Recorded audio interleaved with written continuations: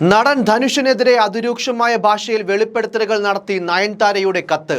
ആരാധകർക്ക് മുൻപിൽ കാണിക്കുന്ന നിഷ്കളങ്ക മുഖമല്ല യഥാർത്ഥത്തിൽ ധനുഷിനുള്ളതെന്നും വൈരാഗ്യബുദ്ധിയോടെ പെരുമാറുന്ന വ്യക്തിയാണെന്നും നയൻതാര ആഞ്ഞടിച്ചു. സമൂഹ മാധ്യമങ്ങളിൽ പോസ്റ്റ് ചെയ്ത തുറന്ന കത്തിലാണ് നടിയുടെ പ്രതികരണം.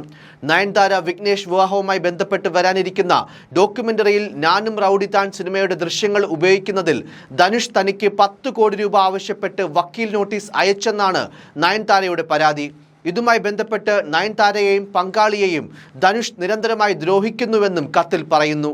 തനിക്ക് 10 കോടി രൂപയുടെ വക്കീൽ നോട്ടീസ് അയച്ചതിനെ നീചമായ പ്രവൃത്തിയെന്നും നയൻതാര വിശേഷിപ്പിച്ചു. ധനുഷിനെ അഭിസംബോധന ചെയ്തുകൊണ്ട് ഔദ്യോഗിക പേജിൽ പങ്കുവച്ച തുറന്ന കത്തിലൂടെയാണ് നയൻതാര ഇക്കാര്യങ്ങൾ വെളിപ്പെടുത്തിയത്. ധനുഷിൻ്റേത് വെറും പകർപ്പവകാശ പ്രശ്നമല്ലെന്നും വെറും പകപോക്കലാണെന്നും നയൻതാര തുറന്നടിച്ചു. ഞാനും റൗഡി താൻ എന്ന സിനിമയുടെ ചിത്രീകരണ വേളയിൽ തന്നെ വളരെ മോശം സമീപനമാണ് ധനുഷിന്റെ ഭാഗത്തു നിന്നുണ്ടായതെന്നും നയൻതാര പറയുന്നു.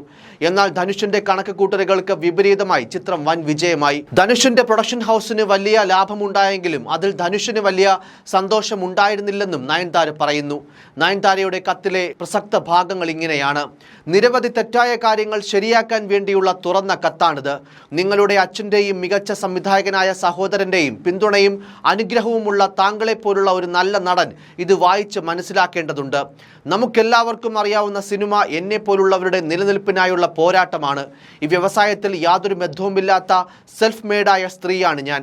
ഇന്ന് ഞാൻ വഹിക്കുന്ന സ്ഥാനത്തേക്ക് എത്താൻ ഏറെ പാടുപെടേണ്ടി വന്ന ഒരാൾ. എന്നെ അറിയുന്നവരെ സംബന്ധിച്ച് ഇതൊരു രഹസ്യമല്ല.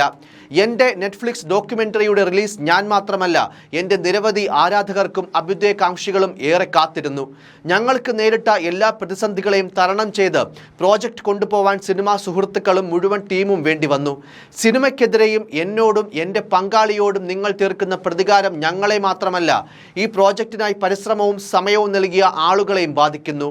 എന്നെയും എൻ്റെ ജീവിതത്തെയും എൻ്റെ പ്രണയത്തെയും വിവാഹത്തെയും കുറിച്ചുള്ള ഈ നെറ്റ്ഫ്ലിക്സ് ഡോക്യുമെൻ്ററിയിൽ ഇൻഡസ്ട്രിയിലെ അഭ്യുദയകാംക്ഷികളിൽ പലരുടെയും ക്ലിപ്പുകളും ഒന്നിലധികം സിനിമകളിൽ നിന്നുള്ള ഓർമ്മകളും ഉൾപ്പെടുന്നു. എന്നാൽ ഏറ്റവും സവിശേഷവും പ്രധാനപ്പെട്ടതുമായ ചിത്രമായ ഞാനും റൗഡി താൻ ഉൾപ്പെടുത്തിയിട്ടില്ല. ഞങ്ങളുടെ നെറ്റ്ഫ്ലിക്സ് ഡോക്യുമെൻ്ററി റിലീസിന് നിങ്ങളുടെ NOC കിട്ടാനായി കാത്തിരുന്ന നീണ്ട 2 വർഷത്തിന് ശേഷം നിങ്ങളത് അനുവദിക്കാൻ വിസമ്മതിച്ചതിനാൽ നിലവിലെ പതിപ്പ് ഉപേക്ഷിക്കാനും വീണ്ടും എഡിറ്റ് ചെയ്യാനും പരിഹരിക്കാനും ഞങ്ങൾ തീരുമാനിച്ചു.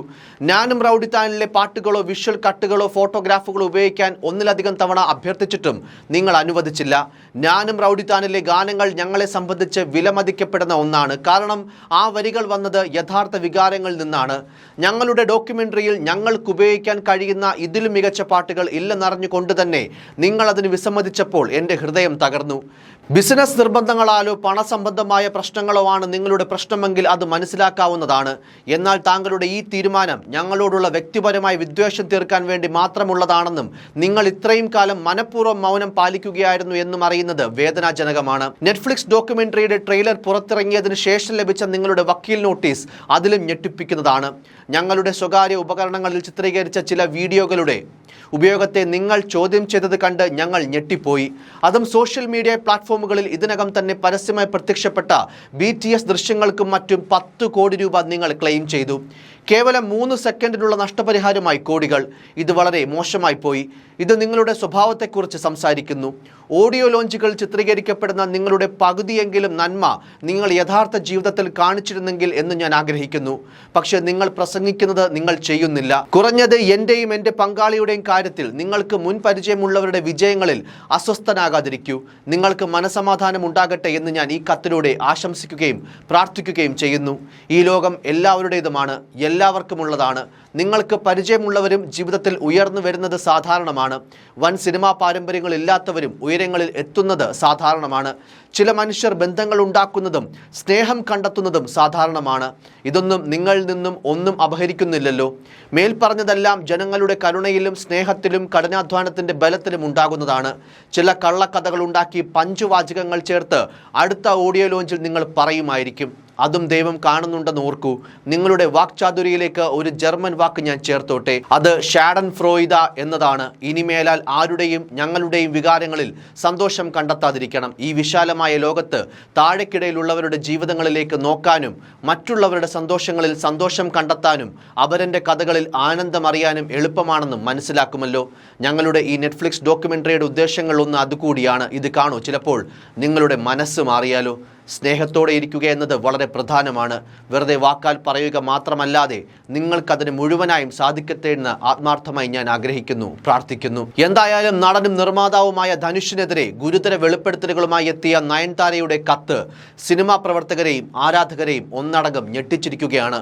ഇൻസ്റ്റാഗ്രാമിൽ 9.5 മില്യൺ ഫോളോവേഴ്സുള്ള നയൻതാരയുടെ ഈ പോസ്റ്റ് ഇതിനോടകം 4 ലക്ഷത്തിലധികം ആളുകളാണ് ലൈക്ക് ചെയ്തത്. News desk, focus news TV.